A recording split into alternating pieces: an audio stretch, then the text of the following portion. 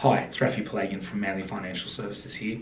Today I want to talk about the overall concept of financial planning and show you how you can start creating wealth to achieve your short, medium and long-term goals and aspirations.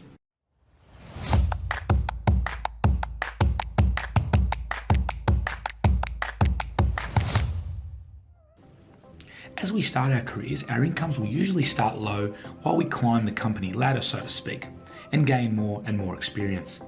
Over time, our income starts to rise, and this rise will be quite steep or exponential, and then the rate of increase will plateau off as we get closer and closer to our retirement years.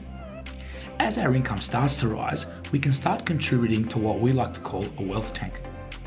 This wealth tank includes savings accounts for our short-term savings, growth assets for our medium-term investments, and superannuation assets for our long-term.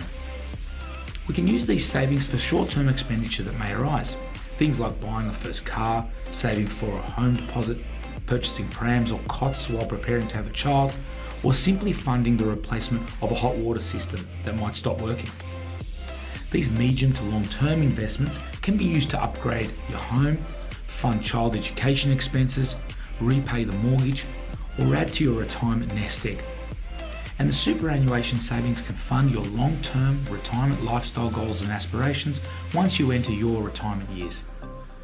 In the process of creating wealth within our wealth tank, it is important to allocate funds to the appropriate assets according to the time frame in which these funds will be required. Short-term assets are typically saved for up to 3 years, and therefore it's best to allocate these short-term savings to defensive assets such as cash, term deposits or government bonds. Medium-term investments, on the other hand, are typically invested for between 3 and 7 years before they're sold down, and can therefore include the defensive short-term assets plus listed property securities listed on the ASX, as well as Australian and international blue chip shares. Long-term assets are usually held for over 7 years and typically consist of our superannuation investments. These superannuation portfolios can therefore also include higher growth assets such as mid-cap or small company shares and private equity investments.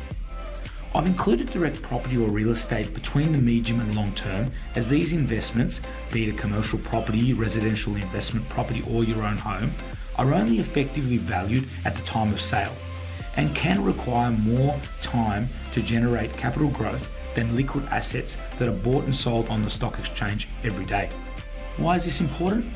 It's because assets with differing expected rates of investment return also display different levels of volatility or investment risk.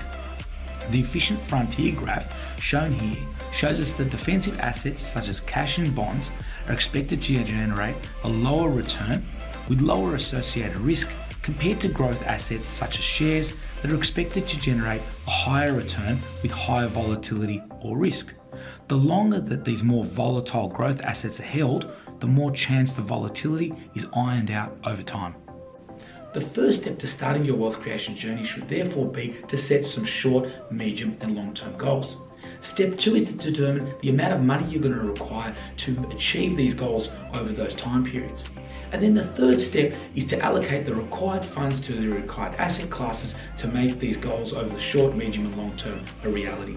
We help our clients every day along this journey in achieving their financial and lifestyle goals, and if you would like some help, please visit our website at manlyfs.com.au or reach out to one of our advisors so we can see there's a way in which we can help you.